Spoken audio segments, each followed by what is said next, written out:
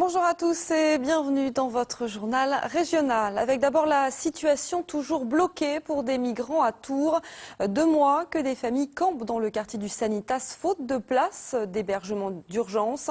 Les associations dénoncent les conditions de vie très précaires et organisent un rassemblement de soutien ce soir. Reportage Aurélie Albert, Luc Perrault. Handicapée depuis l'âge de 6 ans, suite à l'explosion d'une bombe, Diana a fui son pays avec sa mère. Réfugiée en France, elle va à l'école et apprend le français. Mais depuis le 19 juin, elles ont rejoint le campement du Sanitas et Diana ne peut plus aller à l'école. On ne peut pas rester là parce que moi j'ai une maladie. Je ne peux pas marcher. Oula. Ma mère ne peut pas rester là parce qu'elle pleure là. Et je peux pas le dire. Une trentaine de personnes sont réfugiées comme Diana dans le campement. Ils viennent d'Albanie, d'Arménie, Tchétchénie, Angola. Tous attendent depuis 2 mois un logement. Nous n'avons pas en Touraine une situation qui est extraordinaire. Nous n'avons pas plus de 1% des arrivées des étrangers sur la Touraine et on a aussi 1% de la population de la France. On doit pouvoir trouver des solutions. On peut absorber les 30 personnes qui sont ici en les mettant dans des solutions qui soient des solutions pérennes. On ne veut pas qu'on nous prenne 3 nuits. Des personnes avec des femmes et des enfants et qu'on les recolle à la rue après. Ces situations-là ont assez duré. Le maire de Tours, Serge Babary, est venu à la rencontre des réfugiés mercredi dernier. Il doit rencontrer le préfet le 24 août prochain afin de trouver des solutions. En attendant, un rassemblement de soutien aux réfugiés du Sanitas est prévu mardi à 18 h devant la mairie.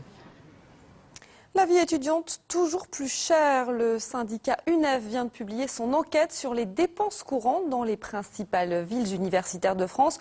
Orléans et Tours se démarquent plutôt dans le bon sens. Les détails avec Amélie Rigonanzo.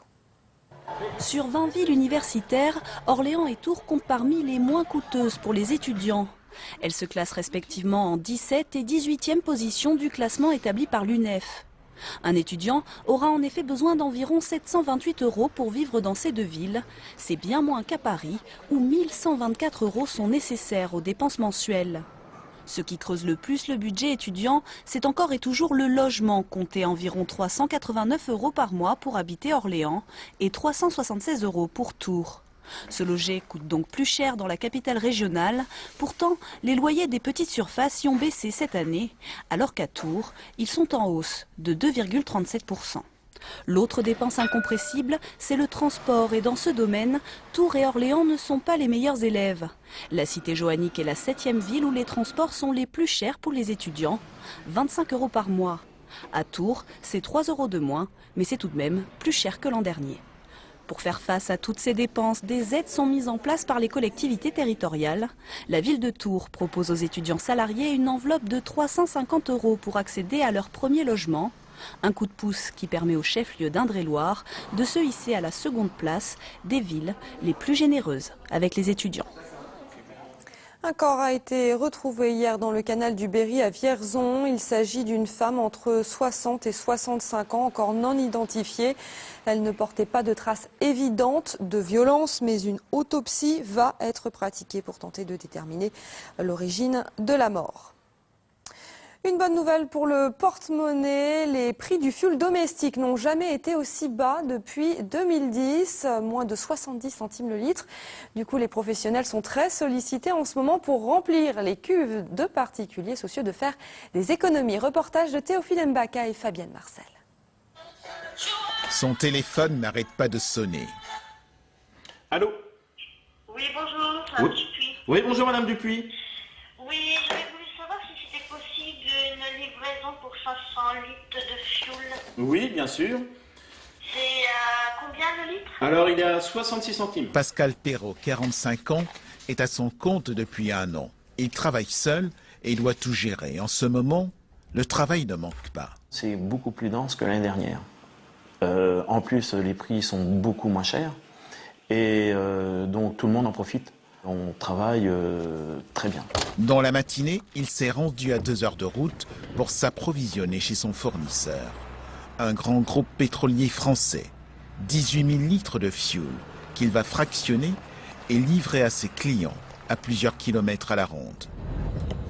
Une moyenne de 100 km par jour environ, suivant ou le quartier qu'on livre ou la distance, quoi. C'est suivant le parcours.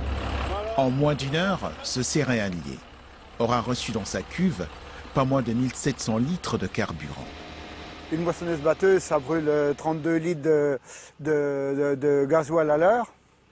Donc j'ai pas des stocks suffisants pour l'année. La flambée des livraisons s'explique aisément. Le prix du litre de fioul est passé de 90 centimes à moins de 70 centimes. Cette année, avec les tarifs actuels, on économise environ 20 centimes du litre, ce qui fait pour moi environ une économie de 2400 à 2500 euros annuels. Vous m'avez dit combien? 1000 litres, hein, je crois que vous m'avez dit. Au revoir. À peine livré, il faut déjà reprendre la route. Les clients n'attendent pas. Pascal Perrault ne sera de retour chez lui que tard dans la soirée. Et sachez que vous pouvez retrouver un dossier complet sur ce sujet sur notre site internet centre.france3.fr. Depuis juin dernier, Vierzon accueille sur son parc d'activités du Vieux-Domaine une toute nouvelle entreprise, le groupe Combronde, spécialisé dans la logistique ferroviaire, alléché par des investissements publics qui ont permis d'aménager le site. Il vient de démarrer son activité, vous allez le voir, elle est déjà florissante. Héloïse Brusa, Jean-Philippe Pazzini.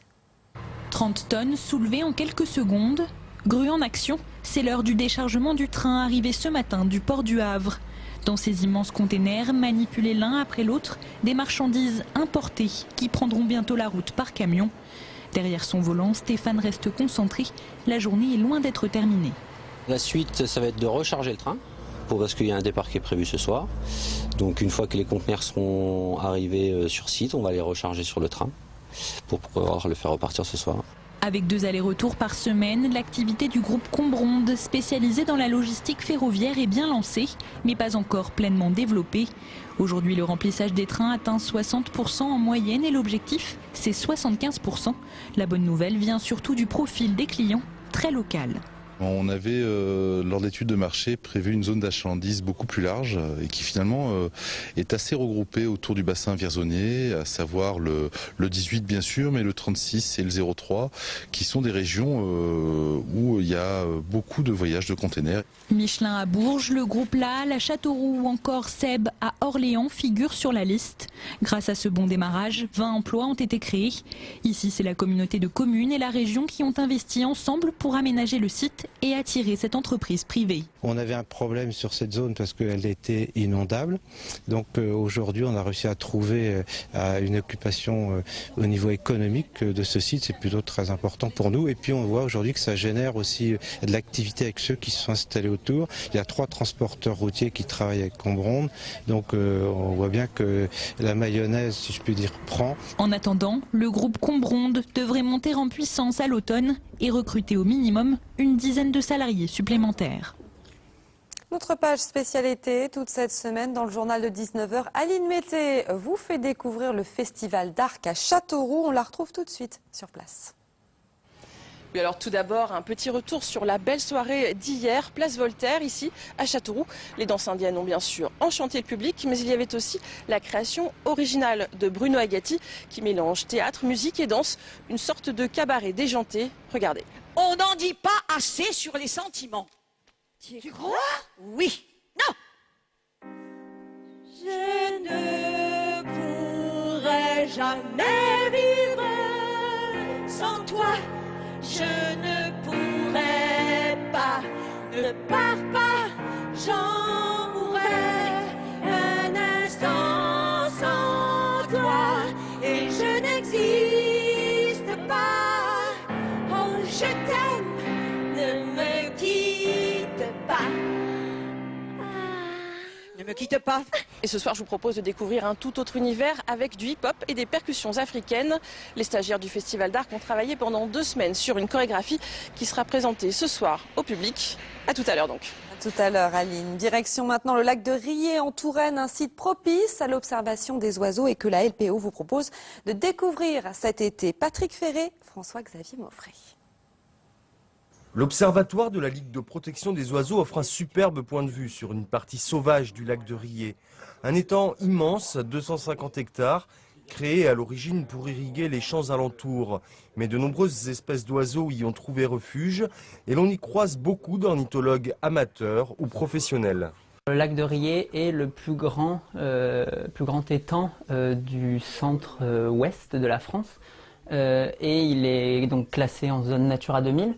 Il attire un peu plus de 200 espèces d'oiseaux à l'année et il y a des espèces intéressantes comme le héron pourpré c'est le seul endroit en fait en Touraine où on peut voir du héron pourpré. Il y a d'autres espèces comme parfois on peut observer si on a de la chance la cigogne noire ou le balbuzard pêcheur. Accompagné parfois par d'autres membres de la LPO, Gabriel met à disposition des visiteurs les jumelles et longues vues et leur présente les espèces observées. On a en même temps des hérons pourprés, des hérons cendrés, des garzettes, pas des grandes aigrettes parce qu'elles nichent pas encore en Touraine, elles nichent dans le nord du pays. On a vu des oiseaux blancs dans des nids juste à côté de la berge. Ah oui, c'était quoi? Ça peut être des hérons garde-bœuf justement. Nous sommes de Touraine, nous sommes de Saint-Blancet, pas très loin. On vient souvent à Riez et puis on adore les oiseaux, donc on vient souvent ici. C'est sympa parce qu'il y a du matériel quand même que nous on peut pas avoir et puis ça nous fait observer quand même des oiseaux qu'on ne peut pas à l'œil nu voir d'aussi près. Les permanences de la LPO au lac de Riez se poursuivront tous les mercredis du mois d'août de 14 à 17 h. C'est la fin de ce journal. Merci de l'avoir suivi. Dans un instant, l'édition des initiatives. Excellente journée à tous.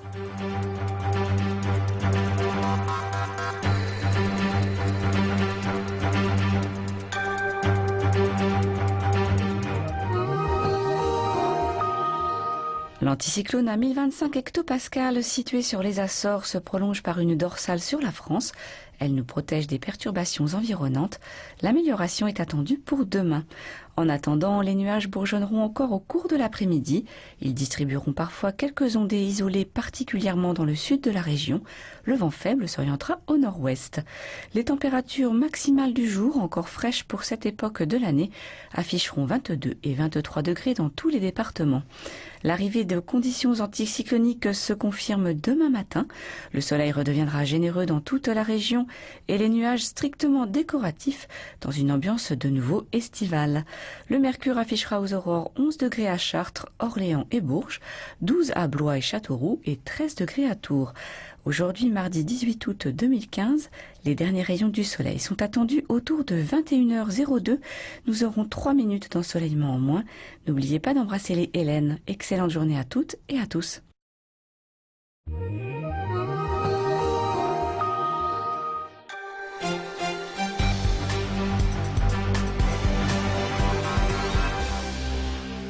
Prendre du temps pour rêver, voilà un luxe que l'édition des initiatives va vous offrir grâce à la Rêvothèque, une roulotte itinérante qui sillonne la Saône-et-Loire durant l'été.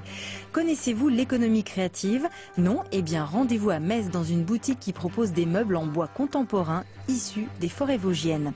Mais d'abord, gros plan sur un site internet qui favorise le détachement des salariés d'entreprise. Merci. T-shirt pour aujourd'hui. Chauffeur routier déménageur âgé de 27 ans, Geoffrey travaille à la journée dans une entreprise de transport à Netreville. Il est détaché par son principal employeur pour une mission de 2 jours chez les déménageurs bretons. Geoffrey a revêtu le t-shirt de la société avant de prendre le volant du camion. Direction Paris pour déménager des bureaux. C'est son premier détachement.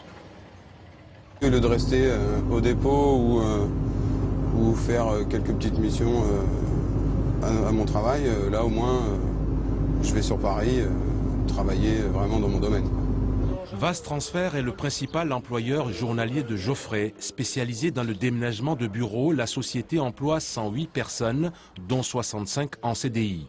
L'entrepreneur a sollicité les services de la start-up masolutionemploi.com pour faire le détachement. Grâce à ma solution emploi.com, ça me permet de pouvoir justement fidéliser les salariés dans l'entreprise et pour les périodes de creux qui sont des fois 2, 3 jours ou une semaine, leur permettre de pouvoir aller travailler chez un de mes confrères où j'y vois aucun souci et derrière, quand j'ai besoin de ces salariés, ils seront disponibles dans mon entreprise. Créée en septembre 2014, la plateforme web tente de faciliter entre les entreprises les échanges de salariés précaires ou demandeurs d'emploi. L'idée, c'est vraiment de pouvoir délester la masse salariale pour récupérer de la trésorerie et puis pouvoir récupérer sa compétence à terme. L'idée, c'est quand les contrats reviennent, on récupère sa compétence qu'on a formée, ça évite le passage par la case Pôle emploi. Geoffrey, lui, va décrocher un CDI à partir du 1er septembre dans l'entreprise de son principal employeur.